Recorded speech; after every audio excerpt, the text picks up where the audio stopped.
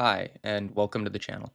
This video is hopefully the start of another new series on my channel. It won't be as prominent as others, but it will appear from time to time, where I take a look at certain styles achieved in a production and I try to give a general rundown on how they got there. For this video, we have the hybrid or mixed media production style used in animation, which does include games, shows, and television. This style has gained a lot more prominence in the last 8 or so years, so it's worthwhile to cover. It's a blend of 2D and 3D animation for production to land on a specific style for different reasons. This video is not about the workflow to achieve this style, more of a general rundown of how styles like this are achieved. If you're looking for a more succinct pipeline work-through, I'm sorry, this is more basic in terms of what's covered, it's a bit more beginner-friendly. Also, this is not really going to cover cell shading, that's not what this video is about. Although some of these productions do make use of cell shading, that's just coincidence more than anything.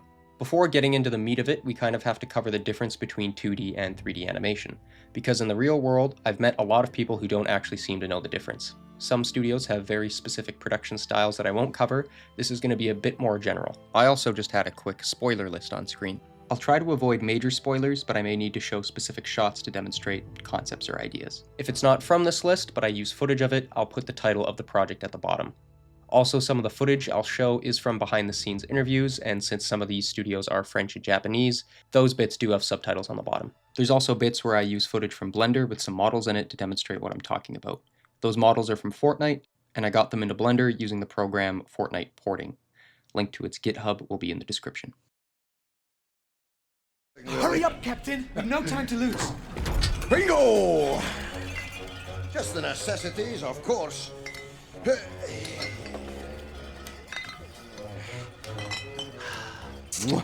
Animated productions are usually either fully 3D or 2D. 2D animation is the older and classic form of animation, where each frame is a new drawn illustration on a plate or sheet that gets displayed on a screen. The background is typically a static image that doesn't need to be redone every frame, unless specific camera shots are used.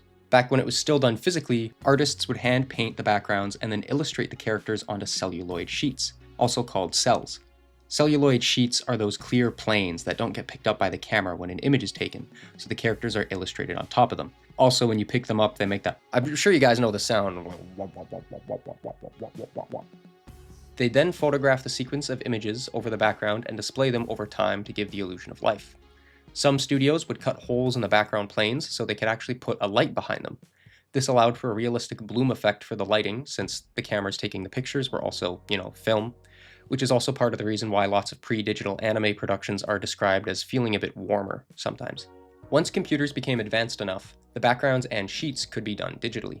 Because of the physical limitations at the time, certain camera movements weren't possible, or extremely demanding on both money and time, such as orbiting shots, which is when the camera both rotates and translates in space. Most 2D productions stuck to simple translations for the camera movements, which is why the dance scene from The Beauty and the Beast was such an achievement at the time, for both the computer to simulate the room, as well as the artistic feat of the artists drawing the characters from a new angle nearly every frame. Old Disney did have a way they layered sheets onto one another that let them take pictures of their animation that mimicked depth in a shot through motion parallax.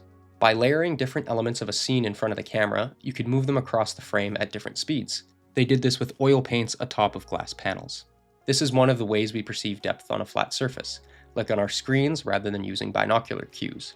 A binocular cue is like when our brain compares and contrasts the differences in the two different images it gets from our eyes and judges depth that way. Motion parallax is one of the ways our brain is able to figure out depth without that. Things that are farther away move slower across a scene compared to those closer. This comes into play later. 3D animation is done through digital software where models are rigged, which are like digital puppets, and given keyframes to hit as they move through a scene. These poses are still chosen by the artists that animate these characters, but unlike 2D, these artists can have the computer help bridge the gaps in between the poses, hence the name in-between pose, or in-betweens. Although, the computer will typically take a beeline between the poses, so you need to give it more information so that the software works for you and that it's not doing your work. Sometimes 3D animated productions struggle to push the models in terms of expressiveness. This is sometimes referred to as going off-model, which is done in a lot of anime styles for gags and emotional expressions, which is typically 2D. In 2D productions, going off-model is sometimes unintended because the artists accidentally drew a character with their own style, rather than what the production established. And that's why cleanup artists exist to help fix that when it happens. You can notice in the Castlevania show that there's a couple of shots of Trevor where his outline is quite a bit thicker than every other shot, so he's technically off-model here, which still looks kind of cool though, as an art style. It's also possible that these shots were animated by an animation lead, and that they had no one clean up their work, or there were deadlines. Those are always possibilities. In 3D, going off model can happen when the rig is pushed too far, leading to clipping or geometry deforming in ways that it shouldn't. That's why a lot of pre-production work and even research and development is done for 3D productions to let their characters be more expressive and go off model. Think of the Peanuts movie or K-pop Demon Hunters. They even faked some things by using 2D images floating in space in front of the characters. K-pop Demon Hunters even had to develop a system for this, which they named Chibi. Most companies that do stuff like this name whatever programs they make their own thing. While the Peanuts movie hid geometry changes over a single frame so the audience didn't pick up on it, as the cast of the Peanuts have different facial structures depending on how their faces are oriented to the camera. So for 3D productions, both the characters and backgrounds are simulated in 3D space, meaning the camera can be repositioned at will in most cases. Time-consuming shots, like orbiting shots, take less resources to achieve because of this. This also means you can experiment a bit more with the shot composition, although the camera movements are typically done by the layout and storyboarding teams, not directly done by the animators. 3D animation also tends to be a bit faster in a pipeline compared to 2D in most cases, but 2D benefits from the ability to have multiple people work on one shot, whereas 3D animation starts to become a technical and logistical nightmare if you have multiple people working on the same shot, especially if it's all in the same file. This is a whole other matter that I could likely make a video on, but 3D animation can end up being too many cooks in the kitchen. But it also means that certain shots, like some scenes in Neon Genesis Evangelion, are basically impossible to achieve through a 3D art style, since a model and rig can't feasibly deform that much without becoming a logistical nightmare in every way that I can think of. But 3D styles do benefit from being able to make use of motion capture, which can save time but can be limiting in its own ways. It usually struggles to push things further than what we see in reality in regards to timing, spacing, silhouette, and posing. This is sometimes referred to as plussing. Most visual effects you see in movies and TV is just 3D animation done over a live-action plate and composited to blend in as much as possible, but that's a whole other thing. You can get away with choppier animation in 2D rather than 3D. You can see when 3D productions try to take the same shortcuts, it looks quite bad. Berserk 2016.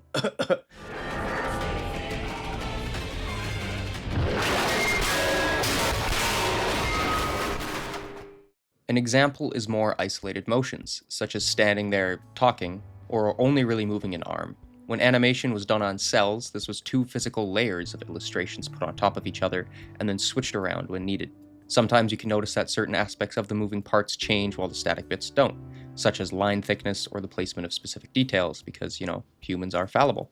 You can see sometimes that a hair would get trapped in between the sheets or the cell would get scratched, and the camera picked it up. When done digitally, these layers are organized more like a Photoshop scene, so the artists can choose which layer to draw on, which they do use for overlap in terms of both timing and spacing. This amount of isolation can't really be done in 3D animation because even a basic arm movement will force other parts of your body, like your shoulder and chest, to rotate with it. A little bit more on Berserk though. The Golden Age movie/show made use of both 2D and 3D animation without it truly becoming a hybrid production. Or at least the studio isn't meant for that type of pipeline. For certain shots or scenes, the characters are either a 3D model or a 2D illustration, but there are also times where it seems like they drew over a 3D model, like a weird way to do rotoscoping. Then there's also shots where the head is 2D, but the body is 3D. Sometimes they also draw over the 3D model, but only the head, which looks really weird. Why I'm bringing this up is that certain productions mix these aspects, those being 2D and 3D elements, such as some of the last 2D animated Disney movies blending 3D models with their hand-drawn characters. As well as lots of productions use 3D modeled vehicles for their shows or movies, since if you didn't, it would mean redrawing the object with a whole new perspective each time it moved, and vehicles move around a lot. That's why lots of mecha anime have resorted to 3D models for the sake of the animators. Looking at something like the older Transformers movie, it makes me feel kinda bad for the animators at Toei since there's so many angles and perspectives they need to redraw anytime anything moves. I hate painting. And woodblock, and ceramic, and calligraphy, and every other useless art I mastered to while away the hours. I hate that I have time for painting. Throughout this video, I'll mostly be covering the style known as a hybrid or mixed media production, where characters are 3D models placed onto sets of 2D backgrounds and props. Some of these productions place the 2D props within 3D space so motion parallax can occur, like when objects are either really close or far away from the camera, especially when things cross in front of other things that are detached from the focal point. While other productions, like the classic Resident Evil games, put the 3D modeled characters onto a static background image, which helped to save on file space. This means that lighting has to be tackled differently than most other productions.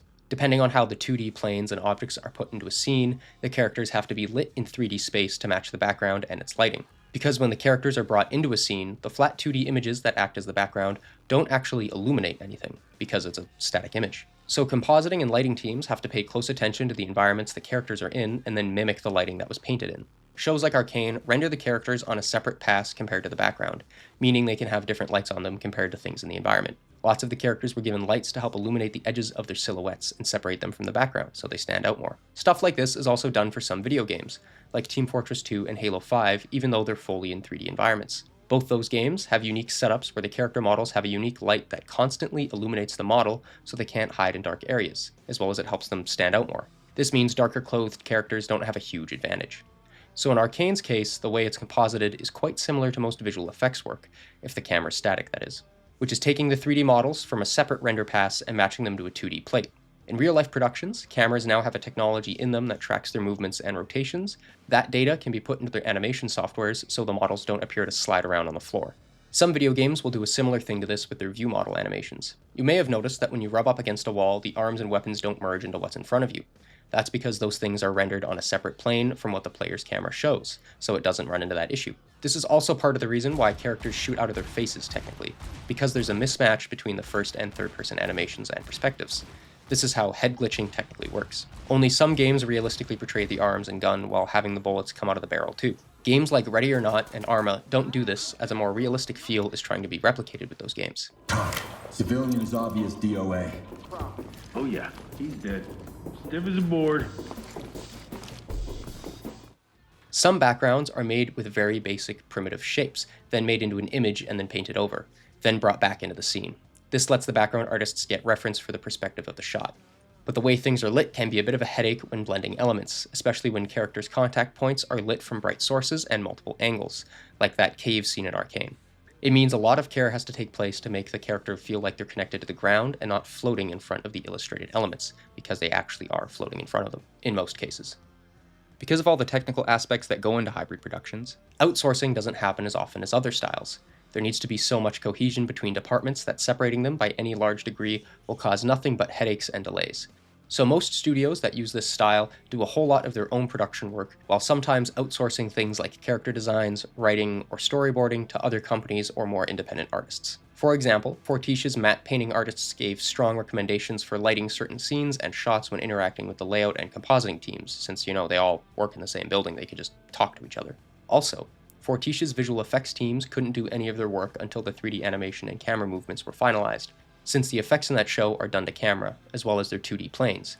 You'd need to completely redo the effects if any changes were to happen, which would slow things down. Another kind of technical thing is that these studios usually resort to animating tears with 2D animation, as a 3D simulation of fluids at this small of a scale is kind of difficult, as you have to get the surface tension of the tear pulling up at the bottom of the lid before it falls. That's kind of a technical feat to achieve, and you typically need R&D to achieve that, so sometimes they just skip it altogether and just go straight to 2D animation. An interesting project to take note of is the movie Klaus, as it functions as another way to achieve a hybrid production style, where the characters are 2D animated, but lots of the props and such are 3D objects. But the movie is lit in a very elaborate way to give the illusion of 3D space and texture, pushing it further than traditional 2D animation.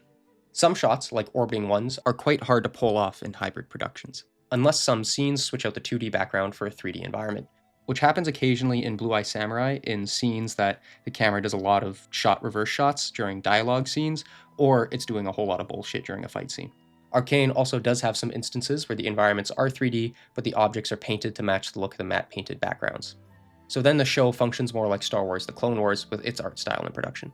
Both Blue Eye Samurai and Arcane had their cinematography be inspired by real-life productions to help give them a different feel from other animated projects. Arcane made use of a lot of faux handheld shots, so it felt like there could have actually been a camera person in the scene. Some of the staff on Blue Eye Samurai directly mentioned Game of Thrones and the film director Kurosawa as inspirations for the lighting and camera work. In some cases, the characters float above the ground plane in 3D space, like I mentioned before, and when they walk, they mimic the distance traveled, even though they're not technically contacting the ground. Most of the props in the background will be 2D, but in some shots you can actually see those elements are made into 3D objects so that the characters can interact with them properly. Depending on the production as well, it may actually be simpler to either put a 3D character in a background instead of a 2D one, or vice versa. So you'll see in Trigun Stampede that when they need a quick backdrop character, they make them 2D so they can dedicate less time to them and allow the animation to be a bit choppier for the sake of making deadlines. Like how Shirtless Vash is fully 2D because they didn't want to model and rig a complex character for a whole 2 to 3 shots that he's in. Because of the more rigid nature of 3D models in most cases, some shots or scenes will swap out pre-existing characters for 2D illustrations, or parts of them at least, so animation aspects can be pushed even further. You can see this happen in Tron Uprising at times, especially for some of the characters' hair, as hair is kind of difficult to rig and animate for a 3D model. Even Blue Eye Samurai had Mizu's hair be a 2D plane animated over her 3D model. Simulating that amount of hair would have been quite difficult for that production, which is why the studio tried to do it as little as possible. Or some background characters in Invincible are made 3D for the same reasons, such as deadline and budget. But you can tell that these characters typically stand out quite a bit, and not for any good reason. Hybrid productions benefit from art and animation styles that can be pushed a bit further than those that adhere closer to realism. Like how Arcane hand paints the textures on the characters in a very similar way to how the models from the show Star Wars The Clone Wars were done. But Arcane has 2D environments instead of 3D in most shots. Arcane also had their animators use a lot of reference for their animation, while The Clone Wars seemingly made do without it, likely for the sake of the speed of its production. A fun fact about Arcane is that one of the animators on it used his son as reference for young Echo fighting Jinx on the bridge fight in the first season, which is kinda cool. Blue Eye Samurai actually had a whole stunt team to capture reference for the action scenes. One of the producers is also a martial artist and quite familiar with Edo period Japan, so she was quite instrumental in grounding the designs and movements of the characters. She even gave the animation team basic martial arts lessons so they could better understand how to work through the scenes and motions. Another piece of media that benefited from a hybrid production are the classic Resident Evil games with their fixed camera angles and tank controls to help add to the claustrophobic nature of its gameplay experience. It also helps save on file size too, since it only needs a static image with some lighting done to it instead of a fully textured and modeled environment. That was too close. You were almost a Jill sandwich. You're right. Barry, thanks for saving my life. Another benefit that I kind of alluded to earlier is that 3D animated characters can sometimes save on time, since the computer can greatly help with in-between poses and overlap, which are aspects taken into consideration for animation, and many softwares have built-in tools for that. The other thing it can help speed up is facial animation. Basically, every 3D animator is given a little library of different facial poses and expressions for the characters they animate, meaning they don't have to start from scratch each time they want to switch up a pose, in regards to the face and even sometimes the hands. This even includes different phonemes for the characters. Phonemes are all the little different sounds you can make as a human with your vocal cords and your mouth. Some languages don't have certain phoneme sounds in them, like Japanese not really having the L sound. That's why Kojima made an organization called the Lale Lule Lo in the Metal Gear franchise, because Japanese people would struggle to pronounce that, because their language doesn't really have the L phoneme. The game Dispatch was actually animated by a studio in Thailand. Because of that, I think some of the animators at that studio didn't speak English too well, so they were using basic phoneme shapes on the shots they were given because they didn't actually know what the character was saying, or they had a tight deadline. It could be both of those reasons, or neither, but you can see that an occasional shot in the game has some rougher looking lip sync than others. But once an artist gets a pose from the library onto the character, the animators need to do a lot of fiddling to get it to match the shot and the rest of the animation. But back to pose libraries. These can even include basic animations such as walk and run cycles, or sometimes just standing around and looking at something. These types of animations are typically used a lot on background characters and lots of crowd shots. This saves a lot of time and hassle, and it's one of the main benefits of 3D animated characters and their respective productions. One funny thing about pose libraries is that you can see part of Violet's library in Arcane's behind the scenes clips, and it's made of almost all angry facial expressions, except for a few sad ones where it looks like she's crying. It's also possible they only showed a portion of the pose library and 2/3 were missing. I don't know. The characters in Arcane also have an extra texture over their eye that mimics a shiny or more wet looking eye. The animators can make use of that to make it look like someone's eyes are quivering, which I think they used a bit too much in Season 2, but you're not here to listen to me complain about that. The 3D elements also allow for things like wind to be simulated on hair and fabric in Trigun Stampede, so a whole lot of time is saved there too, because you don't have to hand animate that aspect. It also helps the characters look alive instead of dead when they don't move. So you can notice when they're either indoors or outdoors, the wind will or will not affect them. More on Trigun though.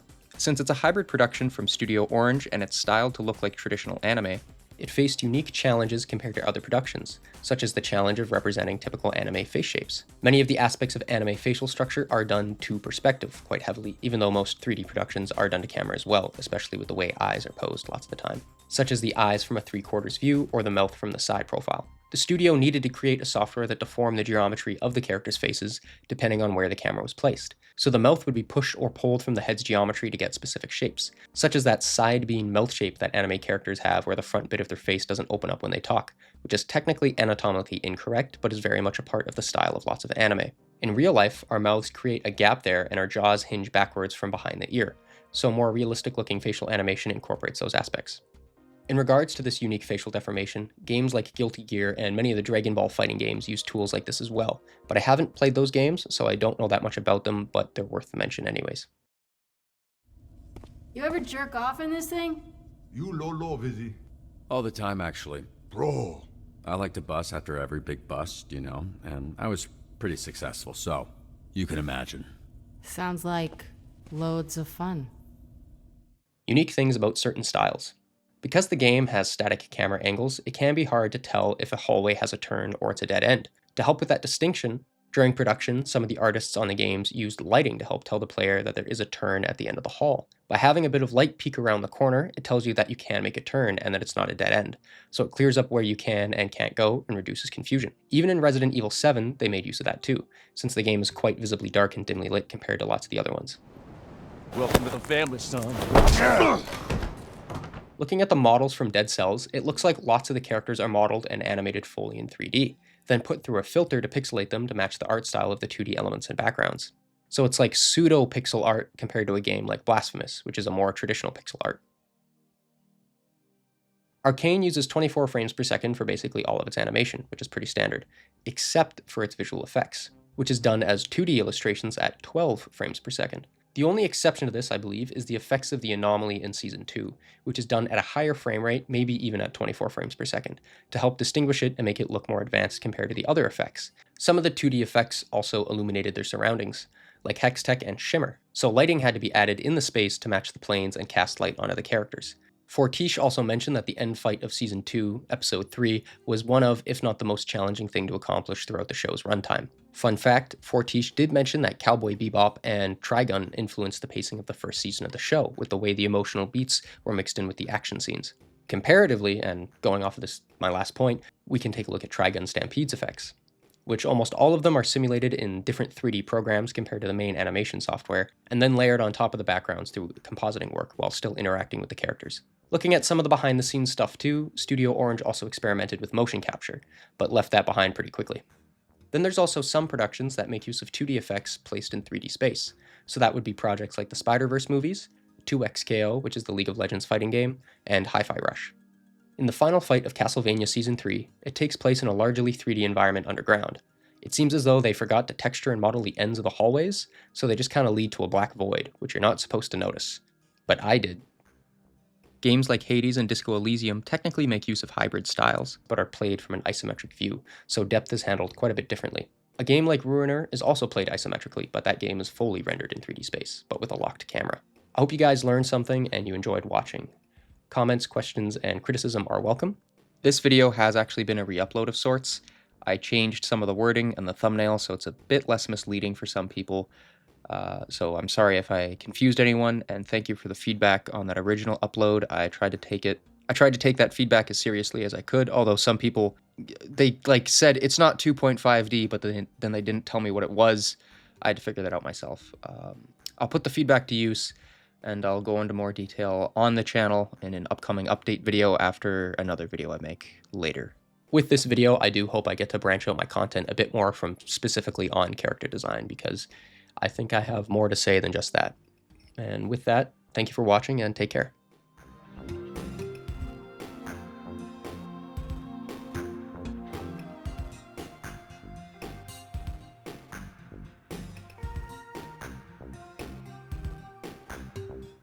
Arcane made use of a lot of faux handheld shots, so it felt like there could have been a camera. Fuck me, man.